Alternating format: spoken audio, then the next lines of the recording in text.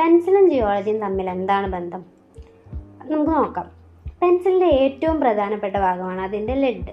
ഇതിൻ്റെ ലെഡ് എന്ന് പറഞ്ഞു കഴിഞ്ഞാൽ ആക്ച്വലി ഉള്ള ലെഡ് അല്ല. പിന്നെ എന്താണ് ലെഡ്? ലെഡ് എന്ന് പറഞ്ഞു കഴിഞ്ഞാൽ ക്ലേയും ഗ്രാഫൈറ്റും ചേർന്നിട്ടുള്ള മിക്സ്ചറാണ്. ഈ ക്ലേയും ഗ്രാഫൈറ്റും നമ്മൾ ഗ്രൗണ്ടിൽ നിന്ന് എടുക്കുന്നതാണ്, മണ്ണിൽ നിന്ന്. അപ്പോൾ അത് കമ്പൈൻ ചെയ്ത് പേസ്റ്റ് ചെയ്ത് സ്ക്യൂസ് ചെയ്ത് ടൈനി ട്യൂബിലാക്കി കൊണ്ടാണ് നമ്മൾ ലെഡ് ഉണ്ടാക്കുന്നത്.